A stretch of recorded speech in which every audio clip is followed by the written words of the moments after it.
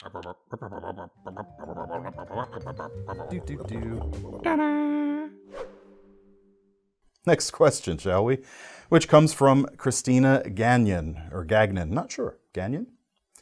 I am curious as to where on the knife manufacturers measure the blade length. Is it from the tip to the back of the cutting edge, or is it from the tip to the very beginning of the scales, or is it from the tip to the very end of the blade that is hidden inside the handle scales? Inquiring minds would like to know, or maybe just me. It's not just you. This is actually another very frequent question that we get. And it's a question without a good answer. It's 2 questions in a row here without very good answers. And that's because there is no standard that the whole industry follows. Different manufacturers are going to measure their certain way. And I can't even tell you what all of them are because some of them seem very inconsistent. Which is why on our site, what we like to try and do is we'll give you 2 measurements. We'll give you a sharpened edge measurement as well as a tip to leading edge of the handle measurement where we can. Sometimes when things are up for like pre-order before things have actually been released, we have to rely on a manufacturer's specification, and that's where things get a little weird. Another thing that makes things complicated is not all states or jurisdictions define blade length the same way. So now you're adding a complete other can of worms. So I know why this is important. You want to make sure the blade you're going to have in wherever you live is going to be legal, right? Most people care about that anyway. Some aren't going to care, and that's, you do you. We're not lawyers. As always, caveat, we're not lawyers. But to kind of illustrate that, I will share kind of, my favorite thing, not necessarily my favorite thing, but I'm going to share with you Rhode Island's laws. Again, caveat, we're not lawyers.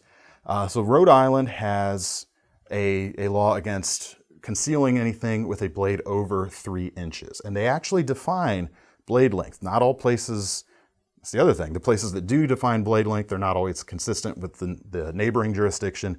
And not all places do define blade length because they think, oh, maybe it's common sense. The more you look at it, there's clearly no common sense or not even a consistent way to measure things. And this is the perfect example why. So Rhode Island says blade length is determined by measuring from the end of the handle where the blade is attached to the end of the blade. And now I will share with you a knife that breaks their definition. Let's say you want to carry something like an Essie Azula, which unlike most folders out there and most other fixed blades, this whole genre of knife doesn't have any attached handle. This is ostensibly a sub 3-inch blade. Essie themselves list 2 7/8 of an inch, which brings you a little bit past the tip of the finger guard here. Sharpened edge itself is 2.5 inches. So logically, hey, that's a 3-inch blade, isn't it? But where do we measure where the handle attaches? Under the law, it's a little unclear. So maybe we consider, hey, this finger guard, that's part of the handle. So right in front, right where you stop holding the knife, anything in front of that, we'll say that's the blade in this case. Great. Is this definitive legal defense strategy? We're not lawyers. Again, absolutely not. Plus, I can defeat that with a pinch grip. So yeah, this is just for illustrative purposes here. Now, same blade shape, Essie Azula 2. Now what do we do? Now that we have these handle scales attached to it. Now we do have handle scales. The blade itself did not change at all. But if we measure from the leading edge of those handle scales up to the tip, we are over 3 inches now. Furthermore, it says, where the handle, or let me quote it, where the blade is attached. The end of the handle where the blade is attached. Probably means the leading edge, but it's attached right here where these bolts are. Do we measure back to there? Either way, we're over 3 inches now. But what if I take the handle scales off? Are we fine again? I'm not sure. What if we wrap it in paracord? Like we have this Actinon Verba P100 right here. Is the paracord now the handle? In which case this 3-inch blade, which, spec on this says 3 inches, and that's the sharpened edge in this case because there's no other logical place to measure blade length here. Now do we have to go back to where the paracord is? Or do we take the paracord off? Or because the hole through the handle is back here, that's where the paracord attaches? Would that be it? I don't know. It's one of those tough things. This is what keeps lawyers busy. This is what keeps lawyers in their Mercedeses and Rolls Royces and all of that. Actually, no, because knife people don't have that. We don't have that kind of money to spend usually, do we? I mean, I certainly don't. Not on lawyers. I mean, we're dealing with a J-body driver over here, so clearly it's beyond our budget. I don't have a single car under the legal drinking age. All that to say is it's hard to know, and it's hard to trust every spec you see on the internet. If you're able to get somebody to actually measure a thing before you buy it, great. I will tell you, when we measure things here, and we try to measure everything we get in actuality rather than relying on all manufacturers' specs, but we don't always get those up to date as quickly as we would like either.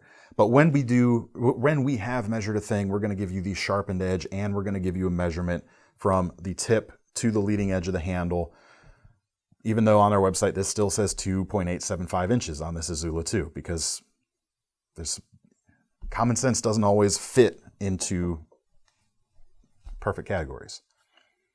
I'm not sure how to end this question other than hope that helps. I think I did answer your question. There is no standard way that all manufacturers measure it. So this is kind of just a rant, I guess, on the way knife laws don't keep up with reality all the time. Write to your delegates. Support knife rights. Donate there. I do. Well, I'm not going to tell you how to spend your money, but I like that organization very much. Shall we move on to our next question? Might as well. Oh, wait, no, I have another thing here that breaks. I forgot to talk about this Bestech. This is the Bestech Goblin. Here's the leading edge of the scales. Here's the tip. This is a quote-unquote 2-inch knife. It's a cool 2-inch knife. If we take, I just have this clear Westcott ruler here. I had to think of the word. If we hold the blade kind of how naturally what feels like a straight line, then yes, we are right about at 2 inches.